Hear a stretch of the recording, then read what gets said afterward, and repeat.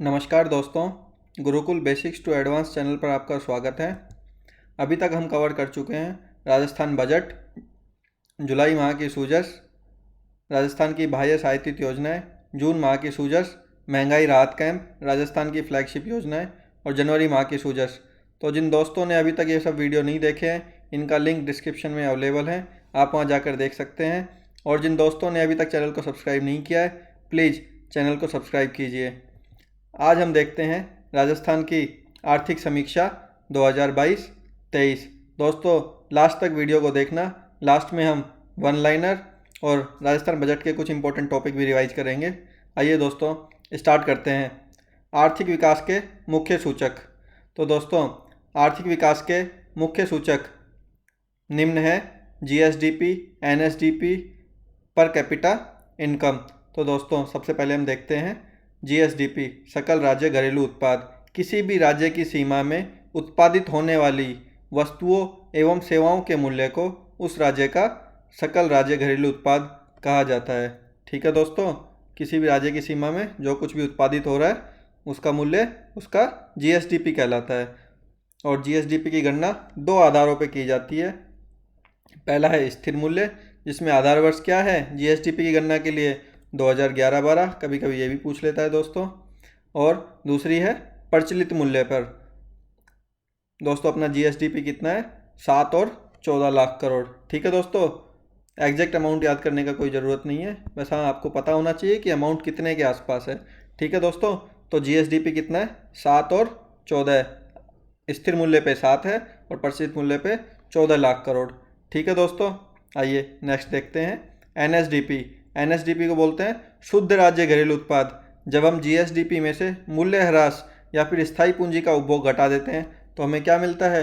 NSDP. ठीक है दोस्तों, तो स्वाभाविक है कि एनएसडीपी क्या होगा? जीएसडीपी से थोड़ा कम होगा। ठीक है, तो अगर ये 7 और 14 है तो ये कितना होगा? 6 और 12। ठीक है दोस्तों, आइए आगे बढ़ते हैं। वृद्धि दर पिछले वर्ष के मुकाबले वृद्धि दर कितनी रही दोस्तों?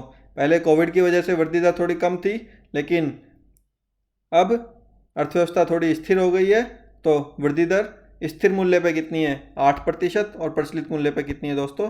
16%। तो देख रहे हैं दोस्तों, एक पैटर्न देख पा रहे हैं? 7 दूनी 14, 6 दूनी 12, 8 दूनी 16।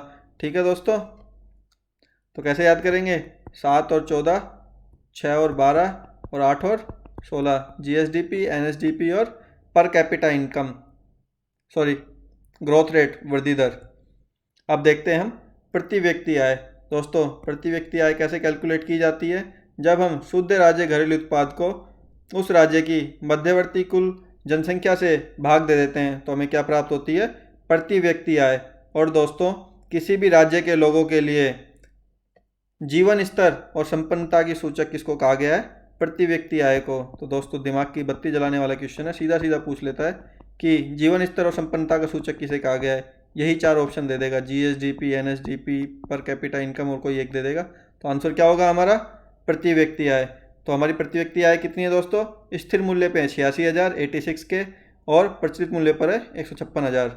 ठीक है दोस्तों, तो अभी तक हमने क्या क्या देखा? 7, 14, सभी मेरे साथ कमेंट में लिखेंगे। 7, 14, 6, 12, 8, 16, 86, 156। ठीक है दोस्तों, आइए अब हम तुलना करते हैं कि राजस्थान की जीएसडीपी भारत की जीडीपी के तुलना में कितनी है या उसका साइज कितना है। तो दोस्तों, राजस्थान की जीएसडीपी भारत की जीडीपी में कितना योगदान करती है दोस्तों? 5% का योगदान करती है। ठीक है दोस्तों, तो अभी तक हमने क्या देखा? 7, 14, 6, 12, 8, 16, 86, 156 और 5%। ठीक है दोस्तों, आगे बढ़ते हैं।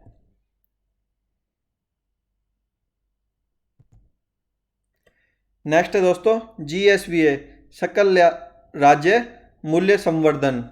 ठीक है दोस्तों, तो राजस्थान की अर्थव्यवस्था में तीनों क्षेत्र, प्राथमिक क्षेत्र, द्वितीयक क्षेत्र और तृतीयक क्षेत्र। प्राथमिक क्षेत्र किसको बोलते हैं?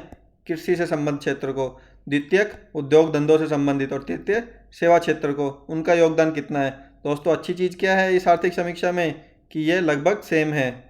मतलब ये 28 है प्रचलित मूल्य पे भी और स्थिर मूल्य पे भी, ये 27 है और ये 43 है दोस्तों। ठीक है दोस्तों, तो क्षेत्रवार योगदान का क्रम क्या होगा? सबसे ज़्यादा किसका है दोस्तों? 43, मतलब सेवा क्षेत्र का योगदान सबसे ज़्यादा है, उसके बाद उद्योग क्षेत्र और फिर कृषि क्षेत्र। लेकिन दोस्तों वृद्धि दर सबसे ज़्यादा किसकी है? ये जो ब्लू में लिखा गया है ये वृद्धि दर है दोस्तों। सेवा क्षेत्र की सबसे ज़्यादा है, फिर उद्योग क्षेत्र की है दोस्तों, सॉरी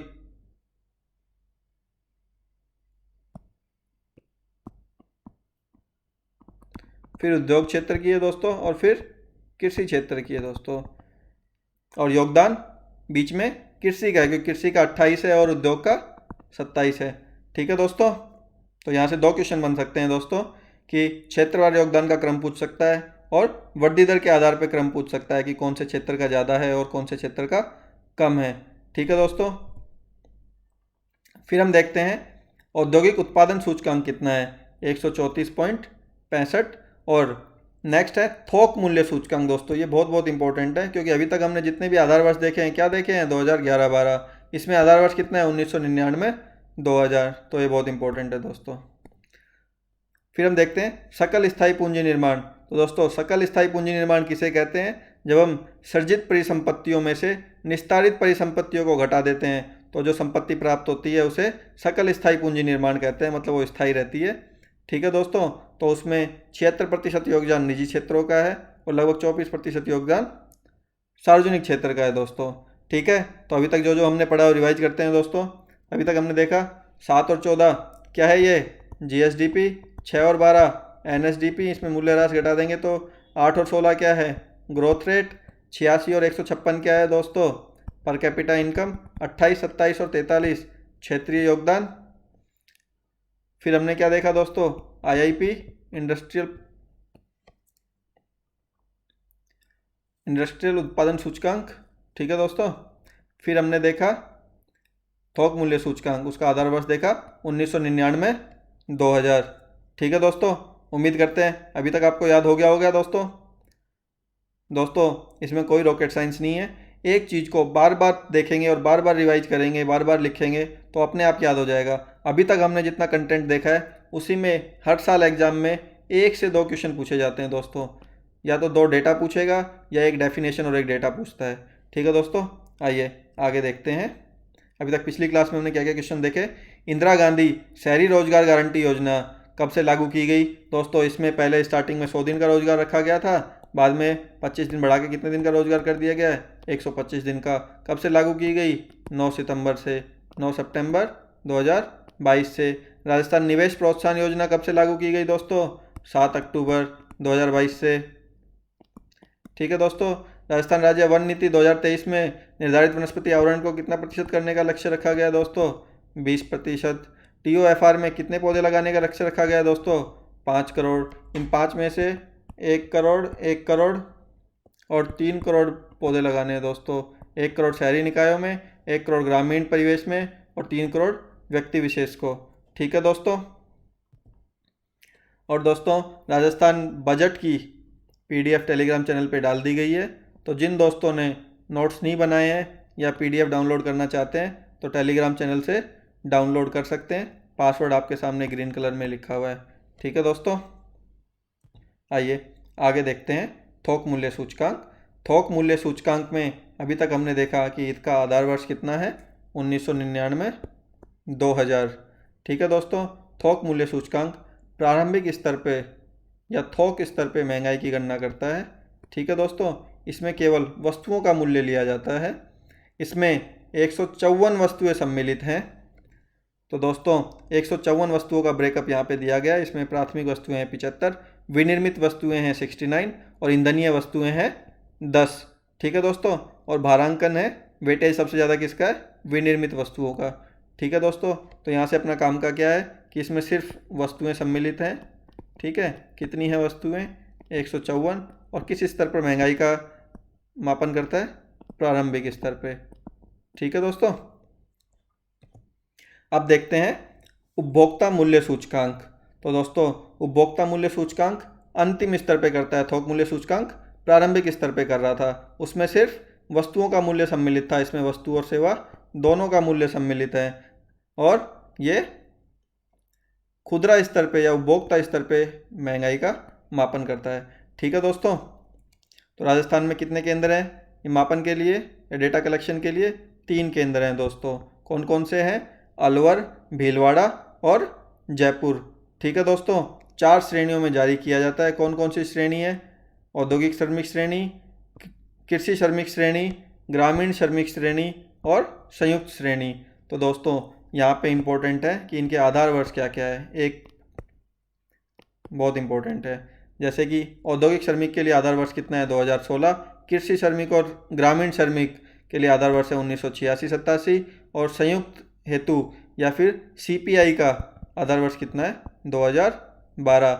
इन तीनों आंकड़ों को जारी कौन करता है दोस्तों? श्रम ब्यूरो शिमला। और संयुक्त ग्रामीण और शहरी के लिए संयुक्त डेटा कौन जारी करता है? सीएसओ, केंद्रीय सांख्यिकी ऑफिस या विभाग, दिल्ली। ठीक है दोस्तों, तो यहाँ से क्या क्या इंपॉर्टेंट है कि अंतिम स्तर पे गणना करता है, वस्तु और सेवा दोनों सम्मिलित हैं, 3 केंद्र हैं और इनके आधार वर्ष। ठीक है दोस्तों, तो अभी एक बार आधार वर्ष का रिवीजन करते हैं। अभी तक हमने कौन कौन से आधार वर्ष देखे हैं दोस्तों? सबसे पहले हमने देखा कि जीडीपी के जीएसडीपी हो, एनडीपी, एनएसडीपी हो, पर कैपिटा इनकम हो, ठीक है, इन सब में हमने क्या देखा? आधार वर्ष कितना था दोस्तों? 2011-12। फिर हमने डब्ल्यूपीआई में आधार वर्ष कितना देखा? 1999-2000। उसमें हमने ये भी देखा कितनी वस्तुएं हैं? 154 वस्तुएं। फिर हमने सीपीआई की 4 श्रेणियां देखी, जिसमें से इंडस्ट्रियल वर्कर का आधार वर्ष कितना था? 2016। एग्रीकल्चर वर्कर और रूरल वर्कर का आधार वर्ष कितना है? 86-87। और सीपीआई या संयुक्त का आधार वर्ष कितना है दोस्तों? 2012। ठीक है दोस्तों, अब हम एक बार जीएसडीपी वाले को और रिवाइज कर देते हैं। कितना था? 7-14, 6-12, 8-16। ठीक है दोस्तों, उसके बाद क्या था? 86-156। फिर हमने क्या देखा? 28-27 और 43। ठीक है दोस्तों, इतना ही देखा है अभी तक हमने। फिर हमने ये आधार वर्ष देखे हैं, 154 वस्तुएं देखी है फिर हमने डब्ल्यूपीआई की। ठीक है दोस्तों, आइए आगे बढ़ते हैं। दोस्तों वेरी वेरी इंपॉर्टेंट स्लाइड है दोस्तों। हर बार इस स्लाइड से एक क्वेश्चन पक्का आता है। या तो राजकोषीय घाटा की परिभाषा पूछता है कि राजकोषीय घाटा क्या है। तो राजकोषीय घाटा किसको कहते हैं? कुल व्यय में से उधार को छोड़कर कुल प्राप्तियों को अगर घटाया जाता है तो उसको क्या कहते हैं हम? राजकोषीय घाटा। तो राजस्थान के 2021-22 के 3 घाटे इंपॉर्टेंट है, प्राथमिक घाटा, राजस्व घाटा और राजकोषीय घाटा।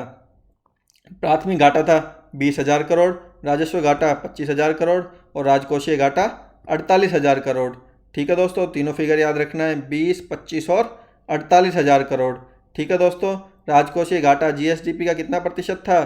3.96%। ठीक है दोस्तों, लगभग 4%। ठीक है दोस्तों, उसके बाद एक चीज़ और पूछता है, क्रम पूछता है कि राजस्व प्राप्तियों में किन किन मदों का घटता हुआ क्रम या बढ़ता हुआ क्रम क्या होगा। तो सबसे ज़्यादा राजस्व प्राप्ति कहाँ से होती है?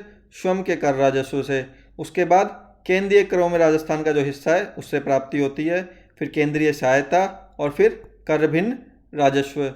ठीक है दोस्तों, अब श्रम के कर राजस्व में भी किससे सबसे ज़्यादा प्राप्ति होती है दोस्तों? एसजीएसटी से।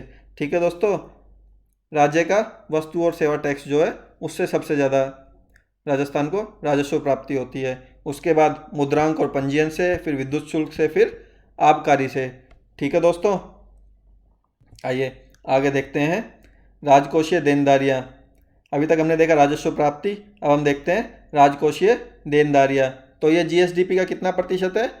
37.99, मतलब लगभग 38%।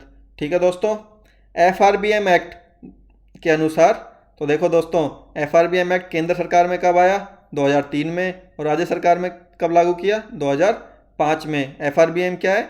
Financial responsibility and budget management act. ठीक है दोस्तों, इसके अनुसार राजकोषीय देनदारियाँ जीडीपी की 34% तक होनी चाहिए और राजकोषीय घाटा जीडीपी का 3% तक होना चाहिए। और राजस्थान में कितना कितना है? राजकोषीय घाटा तो लगभग 4% है और राजकोषीय देनदारियाँ लगभग 38% तक है। तो दोनों ही लिमिट से हल्का सा बाहर हैं। ठीक है दोस्तों, तो ये याद रखने हैं। ठीक है, अब देखते हैं राजकोषीय देनदारों में जो मद है उनका घटता क्रम। तो क्या कहाँ पे राजस्थान खर्च करता है या देनदारियाँ हैं उसकी, लाइबिलिटीज़ हैं। पहला है आंतरिक ऋण, ठीक है दोस्तों, दूसरा है राज्य बीमा एवं प्रावधायी निधि, और तीसरा है आरक्षित निधि, ठीक है दोस्तों। तो ये 2 स्लाइड से एक क्वेश्चन पक्का आएगा दोस्तों, इनको डेली रिवाइज करना है दोस्तों, ठीक है दोस्तों। आइए नेक्स्ट देखते हैं स्कीम वार बजट व्यय घटते हुए क्रम में, ठीक है दोस्तों। राजस्थान सरकार ने बहुत सारी स्कीम बनाई हुई है, तो विभिन्न विभागों की स्कीम में राजस्थान सरकार के व्यय का क्रम क्या है दोस्तों, तो उसके लिए एक शॉर्टकट बनाया गया है, शुरुआत, ठीक है दोस्तों। एस का मतलब हो गया सोशल, आर का मतलब हो गया रूरल, यू का मतलब हो गया ऊर्जा, ए का मतलब हो गया एग्रीकल्चर, और टी का मतलब हो गया ट्रांसपोर्ट, ठीक है दोस्तों। तो इससे हम याद कर सकते हैं शुरुआत से, एस का मतलब सोशल, आर का मतलब रूरल, यू का मतलब ऊर्जा, ए का मतलब एग्रीकल्चर, टी का मतलब ट्रांसपोर्ट, ठीक है दोस्तों। तो ये याद हो जाएगा। तो अभी हमने 3 क्रम देखे हैं, देनदारियों का क्रम, राजस्व प्राप्ति का क्रम और स्कीमवार व्यय का क्रम, ठीक है दोस्तों। आइए इनको एक बार रिवाइज कर लेते हैं। तो सबसे पहले हमने देखा 3 तरीके के घाटे देखे हमने। पहला है प्राथमिक घाटा 20, राजस्व घाटा 25, राजकोषीय घाटा 48,000 करोड़, ठीक है। और ये जीएसडीपी का कितना अनुपात है, लगभग 4%, ठीक है दोस्तों। देनदारियाँ कितनी है, लगभग 38%। तो ये दोनों प्रतिशत ही इंपॉर्टेंट है, ये याद रखने हैं, क्योंकि एफआरबीएम इन दोनों के बारे में ही बात करता है, ठीक है। और देनदारियों में सबसे ज़्यादा कहाँ क्या किसके लिए देनदारियाँ हैं, आंतरिक ऋण, दूसरी है राज्य बीमा, और तीसरी है आरक्षित निधि, ठीक है दोस्तों। प्राप्तियाँ सबसे ज़्यादा हैं स्वयं के कर राजस्व से, फिर केंद्रीय करों में हिस्सा, फिर केंद्रीय सहायता, और फिर कर भिन्न राजस्व। तो केंद्र स्वयं का कर राजस्व में सबसे ज़्यादा कहाँ से प्राप्त होता है हमको, SGST से, ठीक है दोस्तों। फिर हमने देखी शुरुआत, स्कीम वार व्यय के लिए शॉर्टकट कि शुरुआत में क्या होता है, एस मतलब सोशल, आर मतलब रूरल, यू मतलब ऊर्जा, ए मतलब एग्रीकल्चर, और टी मतलब यातायात, ठीक है दोस्तों। तो सार्वजनिक वित्त कंप्लीट हो गया दोस्तों। और दोस्तों ये 21-22 से कंफ्यूज मत होना, क्योंकि हमेशा आर्थिक समीक्षा में वित्त से संबंधित डेटा 1 साल पुराना ही दिया जाता है, ठीक है दोस्तों। तो एक बार पुराना डेटा भी रिवाइज कर लेते हैं। इससे पहले हमने क्या देखा, 7-14, 6-12, 8-16, 28, 27 और 43, 1999, 2000, 154 वस्तुएं। फिर हमने आधार वर्ष देखा 2016, 1986, 87 और 2012, ठीक है दोस्तों। आइए आगे बढ़ते हैं। आगे हैं बाह्य सहायतित योजनाएं। दोस्तों राजस्थान में 4 संस्थाएं राजस्थान में योजनाएं चला रही हैं या योजनाओं को फंड कर रही हैं। कौन कौन सी संस्थाएं हैं, Zika, Asian development bank, new development bank और वर्ल्ड बैंक, जिसमें से एशिया और वर्ल्ड मतलब एशियन डेवलपमेंट बैंक और वर्ल्ड बैंक 3-3 योजनाओं को फंड कर रहे हैं, और जीका और न्यू डेवलपमेंट बैंक 2-2 योजनाओं को फंड कर रहे हैं दोस्तों।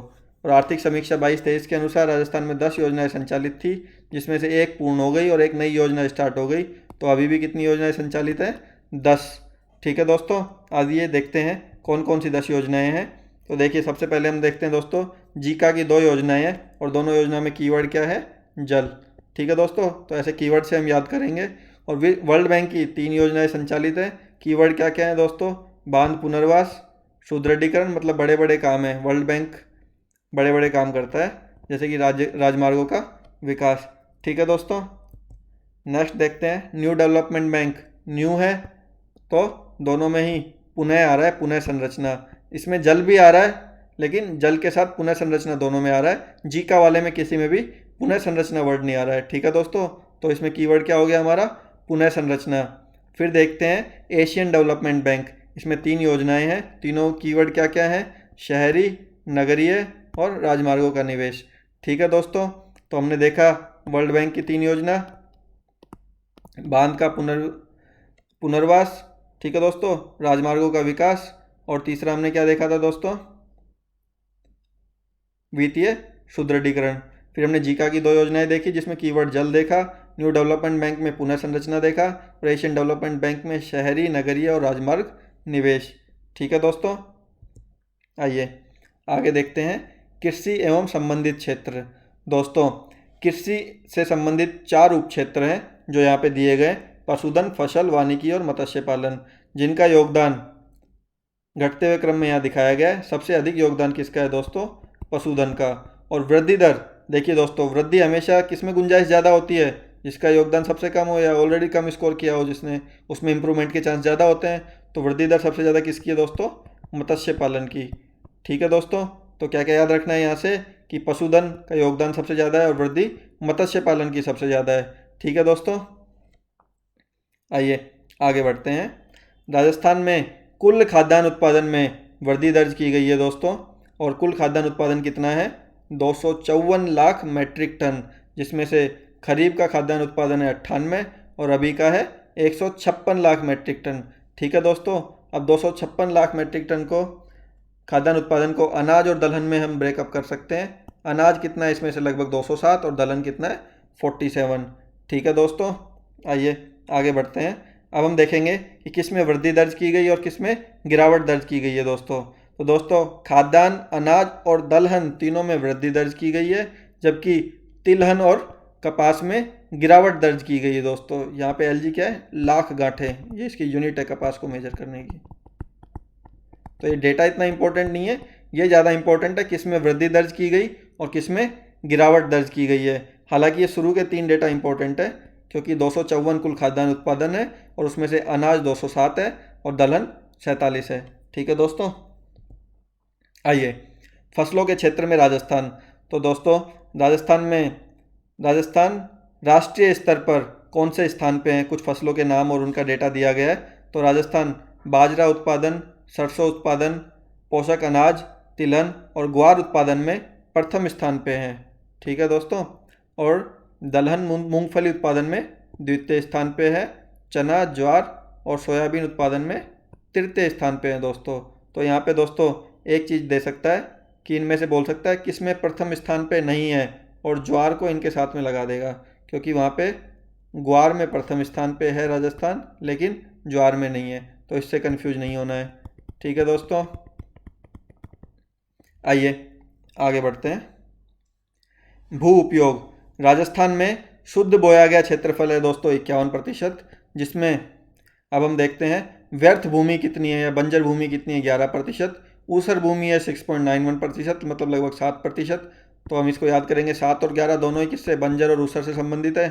ठीक है दोस्तों, वानिकी है 8% और झुंड और बाग है 0.08 या 0.09%। ठीक है दोस्तों, तो कैसे याद करेंगे? 7 और 11 क्या हैं? ऊसर और बंजर। 8 है वानिकी और 0.08 है बाग या झुंड। ठीक है दोस्तों, नेक्स्ट, भू जोतों का आकार के आधार पर उनका विभाजन 5 श्रेणियों में हम करते हैं। जैसे कि 1 हेक्टेयर से कम भूमि को हम बोलते हैं, भूजोत को बोलते हैं सीमांत। 1 से 2 हेक्टेयर को बोलते हैं लघु। 2 से 4 हेक्टेयर को बोलते हैं दोस्तों अर्धमध्यम, और 4 से 10 हेक्टेयर को बोलते हैं मध्यम। 10 हेक्टेयर से अधिक को बोलते हैं वृहत। ठीक है दोस्तों, तो राजस्थान में कितना प्रतिशत ये भूजोत हैं वो देखते हैं। राजस्थान में सीमांत हैं 40%, लघु हैं 22%, अर्धमध्यम है 18%, मध्यम है 14% और वृहत है 4%। अब याद कैसे करेंगे दोस्तों? देखिए दोस्तों, 40 और 22 तो कभी कभी सीधा सीधा पूछता है कि लघु एवं सीमांत कृषक भूजोत कितनी है। लघु एवं सीमांत को कितनी हो गई दोस्तों? इन दोनों को मिलाएंगे तो 62%। तो 40, 22 और 62 एक साथ याद करना है। उसके बाद अर्धमध्यम कितनी है दोस्तों? 18, और 18 का ही 4, 14 और 4 को जोड़ेंगे तो भी कितना आता है? 18। तो ये कितना ब्रेकअप हो गया? 18, 14 और 4। ठीक है दोस्तों, तो कैसे याद करेंगे? सबसे पहले तो 40, 22 और 62 को याद करेंगे, उसके बाद 18, 14 और 4। ठीक है दोस्तों, उम्मीद करते हैं डेटा आपको याद हो रहा होगा।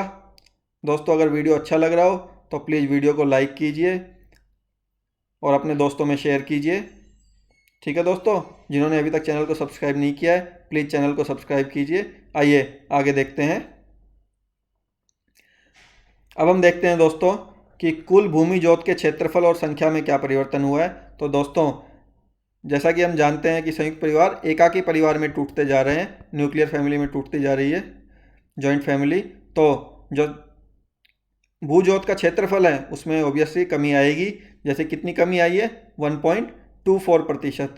ठीक है दोस्तों, अगर क्षेत्रफल में कमी आ रही है और एक परिवार टूट के 2 या 3 परिवार बन रहे हैं तो संख्या में वृद्धि होगी ही होगी। तो संख्या में कितनी वृद्धि हुई है? 11.1%। ठीक है दोस्तों। महिला भूजोत के क्षेत्रफल और आकार दोनों में ही वृद्धि हुई है दोस्तों। तो क्षेत्रफल में वृद्धि कितनी हुई है? 24%। और संख्या में वृद्धि कितनी हुई है? लगभग 42%। ठीक है दोस्तों। इसको कैसे याद करेंगे? 24 का उल्टा क्या है? 42। ठीक है दोस्तों। अब हम देखते हैं कि भूजोत का औसत आकार कितना है राजस्थान में। राजस्थान में भूजोत का औसत आकार है 2.73 हेक्टेयर। ठीक है दोस्तों। और महिला भूजोतों का औसत आकार कितना है दोस्तों? 2.13 हेक्टेयर। ये इंपॉर्टेंट है दोस्तों, ये याद रखना है। ठीक है दोस्तों। किस किस में कमी हुई है? सिर्फ भूजोतों के क्षेत्रफल में कमी हुई है। कितना कम हुआ है? 1.24%। और संख्या में कितनी वृद्धि हुई है? 11.1% की। महिलाओं के लिए 24 और 42%। ठीक है दोस्तों। अब हम देखते हैं, अभी तक हम लोगों ने दोस्तों बहुत सुना है कि राजस्थान के भौगोलिक क्षेत्र, और राजस्थान को सामान्य रूप से भौगोलिक क्षेत्रों को 4 भागों में बांटा जाता है। लेकिन कृषि जलवायु क्षेत्र के हिसाब से राजस्थान को कितने भागों में बांटा जाता है दोस्तों? 10। तो हम 10 को कैसे याद करेंगे? इसको हमने ब्रेकअप किया 3+2+2+1 के अंदर। ठीक है दोस्तों। तो 3 है पश्चिमी क्षेत्र के, 2 हैं अंतर्वर्ती मैदानी क्षेत्र, 2 हैं पूर्वी मैदानी क्षेत्र, 2 हैं दक्षिणी मैदानी क्षेत्र और 1 है दक्षिण पूर्वी मैदानी क्षेत्र। ठीक है दोस्तों। तो पश्चिमी मैदानी क्षेत्र में 1 है शुष्क, 1 है सिंचित और 1 है आंशिक सिंचित। ठीक है दोस्तों।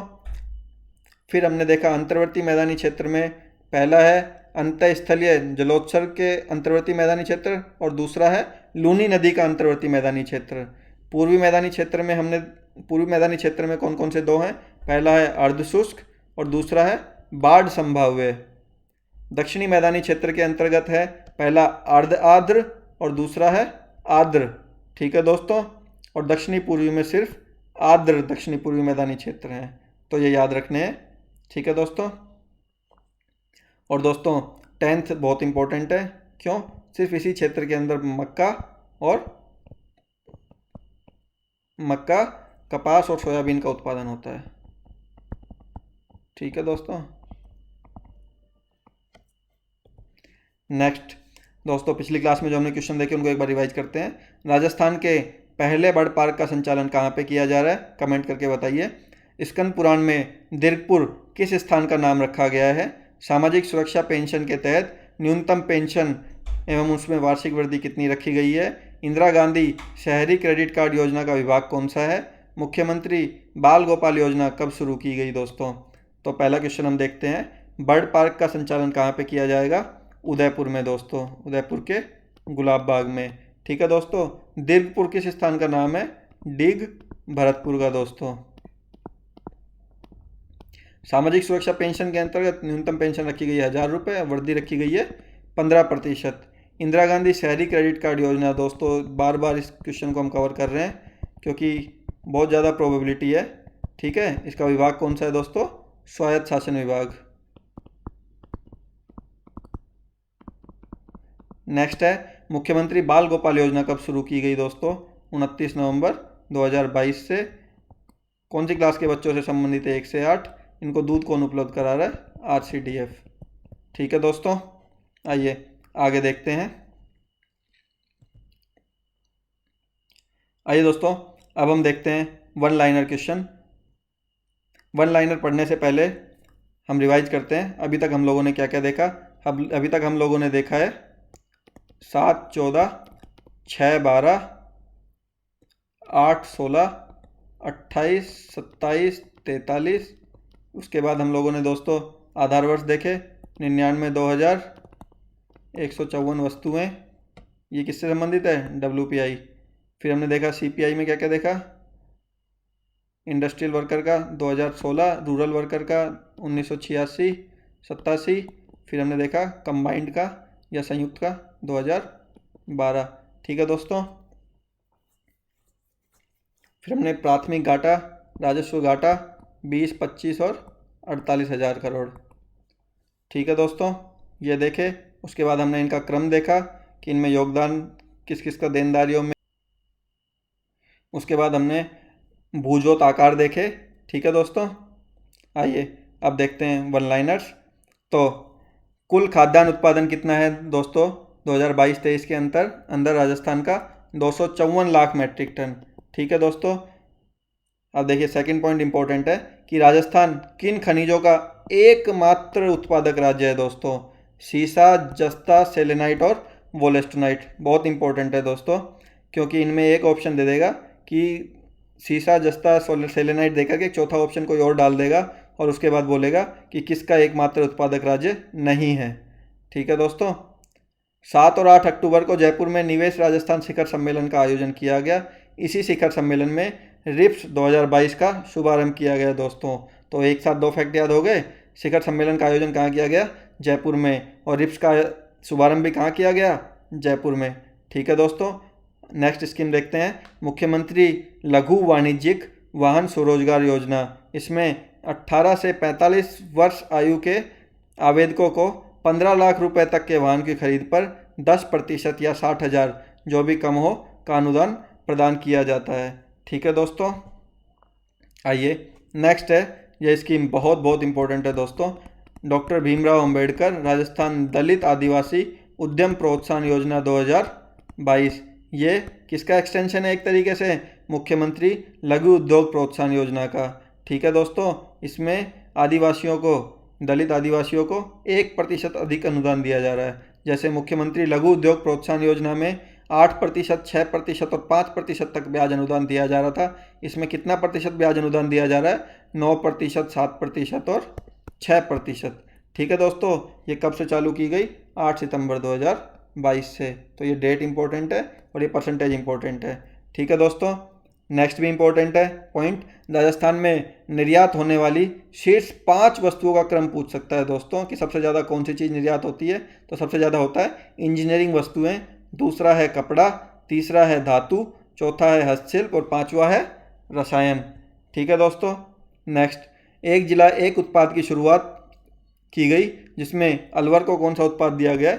Automobile parts. मुख्यमंत्री युवा संबल योजना के अंतर्गत पुरुष को 4,000, महिला, ट्रांसजेंडर और विशेष योग्यजन को 45,000 रुपये प्रति माह की आर्थिक सहायता उपलब्ध करवाई जा रही है। राजस्थान में सौर ऊर्जा की संभावित क्षमता कितनी है दोस्तों? 142 गीगावाट।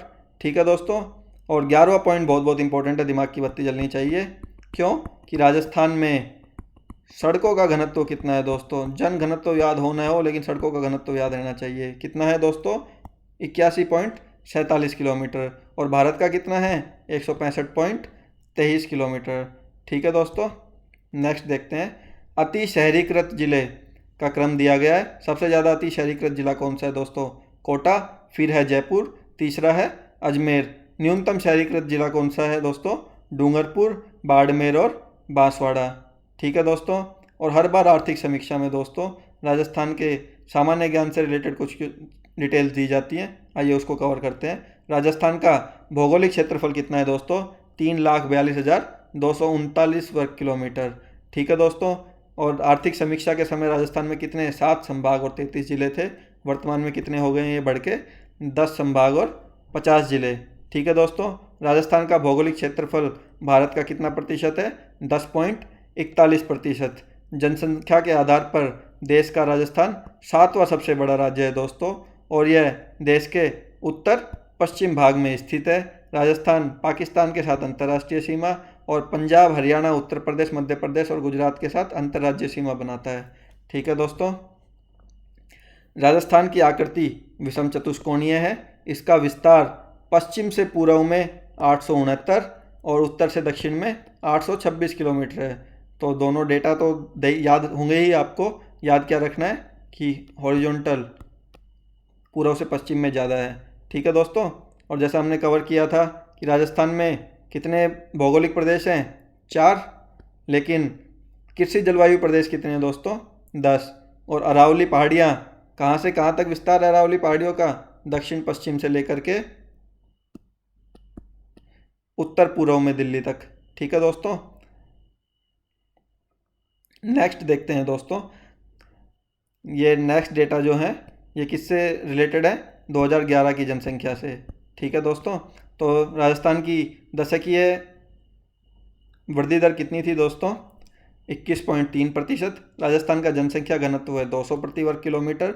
राजस्थान की शहरी जनसंख्या का प्रतिशत है 24.9%। तो ग्रामीण जनसंख्या का कितना हो गया? 75.1%। अनुसूचित जाति की जनसंख्या कितनी है दोस्तों राजस्थान में? 17.8। और अनुसूचित जनजाति की जनसंख्या कितनी है राजस्थान में? 13.5%। ये दोनों डेटा बहुत इंपॉर्टेंट है दोस्तों, अनुसूचित जाति और अनुसूचित जनजाति। महिलाओं का लिंग अनुपात कितना है दोस्तों राजस्थान में? 928 2011 की जनगणना के अनुसार। और बाल लिंग अनुपात कितना है दोस्तों? 888। ठीक है दोस्तों। राजस्थान की साक्षरता दर कितनी थी 2011 में? 66.1। पुरुष साक्षरता दर थी, इसमें 13 जोड़ देंगे 79, और 14 घटा देंगे तो महिला साक्षरता आ जाएगी दोस्तों 52.1। कार्य साक्षरता दर कितनी है राजस्थान की दोस्तों? 43.6, जो इम्पोर्टेंट है। और जीवन प्रत्याशा राजस्थान की है 69.4। ठीक है दोस्तों। अब आर्थिक समीक्षा में 2002-03 के साथ कुछ फसलों का या कृषि उत्पादों का कंपेयर दिया गया है आज की कृषि उत्पादकता के साथ। ठीक है दोस्तों। तो वृद्धि हुई है कि कमी हुई है? तो दोस्तों सभी में वृद्धि हुई है, और सभी में 50% से अधिक वृद्धि हुई है, सिर्फ तिलहन को छोड़ करके। और हमने देखा भी है कि इस बार भी तिलहन में गिरावट दर्ज की गई है। तो सिर्फ इसमें 36% की वृद्धि हुई है, बाकी सब में 50% से अधिक की वृद्धि हुई है। अगर मैच द फॉलोइंग आता है तो ध्यान रखना, सबसे कम किसका है? तिलहन का। और सबसे अधिक किसका है? कपास का। ठीक है दोस्तों, आइए आगे बढ़ते हैं। राजस्थान में यूनेस्को की विश्व धरोहर स्थलों की सूची कौन में क्या क्या है? इसमें 6 किले शामिल हैं। कौन कौन से किले हैं? चित्तौड़गढ़, कुंभलगढ़, रणथंभौर, जैसलमेर, आमेर और गागरोन। इसमें सिटी वॉल परकोटा जयपुर का शामिल है संरक्षित क्षेत्र में। जंतर मंतर वेधशाला शामिल है। और विश्व धरोहर शहर में जयपुर शहर शामिल है। ठीक है दोस्तों। नेक्स्ट वेरी इंपॉर्टेंट पेज है दोस्तों, एक क्वेश्चन पक्का गारंटेड है यहाँ से। SDG sustainable development goal.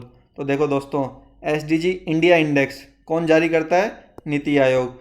इसमें टॉप राज्य कौन रहा है? केरल। और बॉटम में कौन रहा है? बिहार। ठीक है दोस्तों। और इसमें भारत का स्कोर 60 से कितना बढ़ गया है? 66। राजस्थान का कितना हो गया?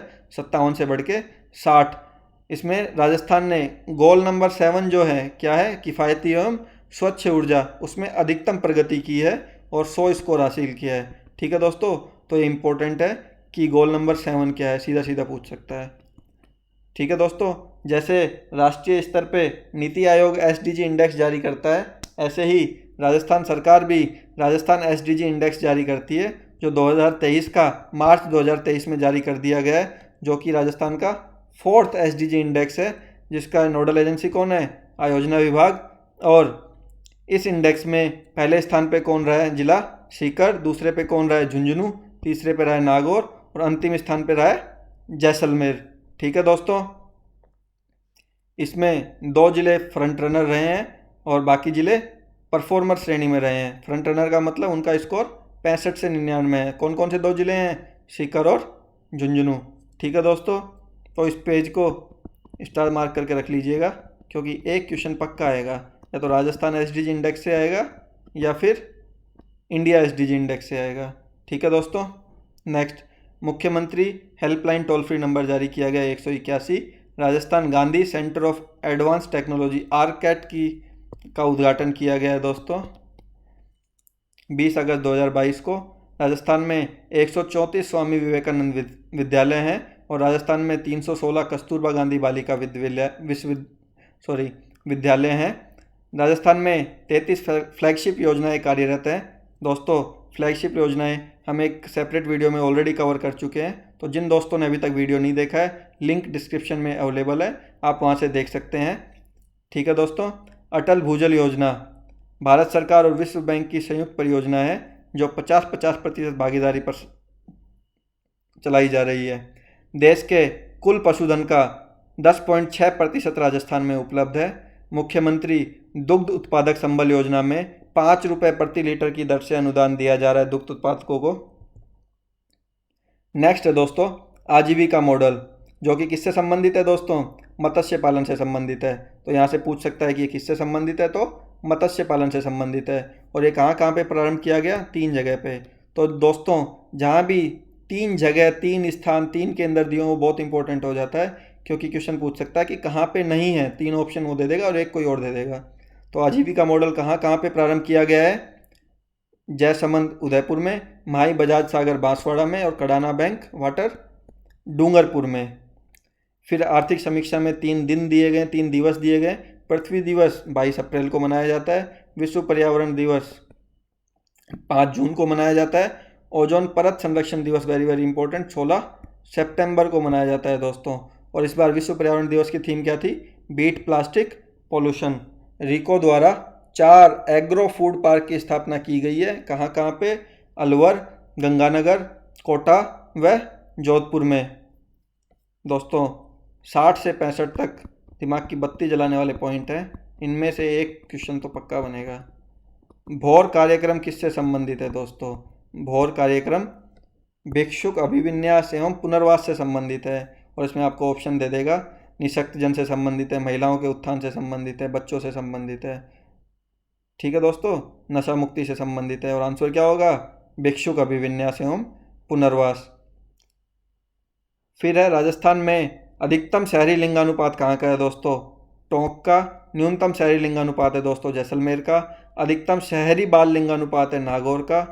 ठीक है दोस्तों, न्यूनतम शहरी बाल लिंगानुपात है धौलपुर का।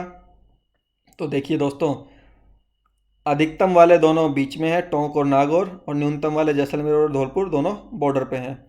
ठीक है, राजस्थान में अधिकतम साक्षरता है उदयपुर की और न्यूनतम साक्षरता है दोस्तों नागौर की। ठीक है दोस्तों, शहरी साक्षरता की हम बात कर रहे हैं। नेक्स्ट दोस्तों, इस आर्थिक समीक्षा में शहरों में पलायन का विश्लेषण किया गया है कि पुरुष और महिला किस किस कारण से शहरों में पलायन कर रहे हैं दोस्तों। तो पुरुषों के शहरों का सबसे अधिक पलायन करने का कारण है शिक्षा और दूसरा है रोजगार। महिलाओं के शहरों में पलायन करने का प्रमुख कारण क्या है दोस्तों? विवाह। कृषक कल्याण कोष के बारे में दोस्तों समीक्षा में, आर्थिक समीक्षा में दिया गया है, जो कि मैंने डेटा अपडेट कर दिया है कि इसकी राशि बढ़ाकर कितनी कर दी गई है दोस्तों? 7500 करोड़। नाथ द्वारा राजसमंद में किसान प्रशिक्षण केंद्र खोला जा रहा है दोस्तों। और 70, 71, 72 ये तीनों पॉइंट भी दोस्तों वापस से दिमाग की बत्ती जलाने वाले हैं, वेरी वेरी इंपॉर्टेंट है, क्योंकि राजस्थान ने हाल ही में राजस्थान राज्य वन नीति 2023 लॉन्च की है दोस्तों। तो जिसके अंतर्गत कितना टारगेट रखा गया राजस्थान में? 20% वन आच्छादन को बढ़ाने का टारगेट रखा है। और राजस्थान का वर्तमान में कितना वन आच्छादन है दोस्तों? 4.8%, मतलब 16,000 वर्ग किलोमीटर। ठीक है दोस्तों, राजस्थान में कुल अभिलेखित वन कितने हैं दोस्तों? 32,000 वर्ग किलोमीटर, जो कि क्षेत्रफल का 9.6% है। तो दोस्तों इससे कंफ्यूज नहीं होना है 9.6 क्या है और 4.8 क्या है। तो 9.6 अभिलेखित है और 4.8 है भारतीय वन सर्वेक्षण रिपोर्ट के अनुसार वन आच्छादित क्षेत्र। ठीक है दोस्तों, अब ये 32,000 वर्ग किलोमीटर का ब्रेकअप भी दिया गया है। इसमें से 12,000 है आरक्षित वन, 18,000 है संरक्षित वन और 2,000 है अवर्गीकृत वन। तो सर्वाधिक क्या है? संरक्षित वन राजस्थान में। राजस्थान रिफाइनरी, हाल ही में मुख्यमंत्री जी ने घोषणा की है कि अगले साल दिसंबर तक रिफाइनरी में प्रोडक्शन स्टार्ट हो जाएगा। तो इसलिए वापस से इम्पोर्टेंट हो जाता है कि इसमें राजस्थान सरकार और HPCL की कितनी प्रतिशत हिस्सेदारी है दोस्तों? HPCL की 74% और राजस्थान सरकार की 26% इसमें हिस्सेदारी है। मुख्यमंत्री कौशल विकास योजना के अंतर्गत कौन कौन से कार्यक्रम चल रहे हैं दोस्तों? 3 कार्यक्रम चल रहे हैं। पहला राजविक, दूसरा सक्षम और तीसरा समर्थ दोस्तों। ठीक है दोस्तों, उम्मीद करते हैं वीडियो आपको अच्छा लगा होगा और बहुत सारे फैक्ट आपको एक वीडियो के अंदर ही याद हो गए होंगे। दोस्तों वीडियो अच्छा लगा हो तो प्लीज़ वीडियो को लाइक कीजिए, अपने दोस्तों में शेयर कीजिए और चैनल को सब्सक्राइब कीजिए। जैसा कि मैंने शुरू में कहा था कि वीडियो के लास्ट में हम राजस्थान बजट के कुछ टॉपिक रिवाइज करेंगे। तो दोस्तों आज हम राजस्थान के कोष जिनका वर्णन राजस्थान बजट में किया गया है उनको रिवाइज करेंगे, क्योंकि एक क्वेश्चन यहाँ से पक्का बनेगा। आइए दोस्तों देखते हैं कृषक कल्याण कोष की राशि को बढ़ाकर कितना कर दिया गया। दोस्तों कमेंट करके बताइए। तो दोस्तों ये कर दिया गया कितना? 7500 करोड़। पर्यटन विकास कोष की राशि को बढ़ाकर कितना कर दिया गया है दोस्तों? 1500 करोड़। इंदिरा महिला शक्ति कोष कितने करोड़ का है? 1000 करोड़। SC/ST विकास कोष भी 1000 करोड़। युवा विकास एवं कल्याण कोष कितने करोड़ का गठित किया गया है दोस्तों? 500 crore. Rajasthan venture capital fund कितने का है दोस्तों? 250 crore. Gig workers welfare and development fund 200 crore. OBC MBC EWS minority Vikas board 200 crore. Valmiki कोष 100 करोड़। लोक कलाकार कल्याण कोष भी कितने का है दोस्तों? 100 करोड़। ठीक है दोस्तों। नेक्स्ट देखते हैं दोस्तों, centre of excellence. Ophthalmic centre of excellence कहाँ पे स्थापित किया जा रहा है दोस्तों? जोधपुर में। Centre of excellence for sickle cell disease Udaipur में। International centre of excellence in panchakarma Jodhpur में। Centre of excellence in panchakarma Jaipur में। अंजीर का सेंटर ऑफ एक्सीलेंस सिरोही में। अमरूद का उत्कृष्टता केंद्र सवाई माधोपुर में। एपीकल्चर का सेंटर ऑफ एक्सीलेंस टोंक में। नॉन कन्वेंशनल एनर्जी का जोधपुर में। Blue pottery EVs road and building construction का जयपुर में। पपीता का दौसा में। हिजामा थेरेपी का भरतपुर में। ठीक है दोस्तों, उम्मीद करते हैं सारे नाम आपको याद थे। आइए दोस्तों, आज के हमारे क्वेश्चन ऑफ द डे देखते हैं। सीआईएसएफ की तर्ज पर आरआईएसएफ राजस्थान इंडस्ट्रियल सिक्योरिटी फोर्स का गठन किया जा रहा है, तो उसकी कितनी बटालियन और कहाँ कहाँ पे बटालियन स्थापित की जाएंगी, कमेंट करके बताइए दोस्तों। इसकी 3 बटालियन स्थापित की जाएंगी। कहाँ कहाँ पे? पहली टपूकड़ा अलवर, दूसरी चित्तौड़ और तीसरी बालोतरा दोस्तों। तो कोई चौथा ऑप्शन दे के बोल देगा कहाँ पे नहीं स्थापित की जाएगी। ब्रैकिश वाटर एक्वाकल्चर लैब की स्थापना कहाँ पे की जा रही है दोस्तों, कमेंट करके बताइए। ये की जा रही है चूरू में। Institute of jungle and field craft की स्थापना कहाँ पे की जा रही है दोस्तों? ये आपका होमवर्क है, कमेंट करके बताइए, नेक्स्ट वीडियो में हम डिस्कस करेंगे। ठीक है दोस्तों, उम्मीद करते हैं वीडियो आपको अच्छा लगा होगा। अगर वीडियो अच्छा लगा हो दोस्तों तो प्लीज़ वीडियो को लाइक कीजिए, दोस्तों में शेयर कीजिए और चैनल को सब्सक्राइब कीजिए। Thank you for watching.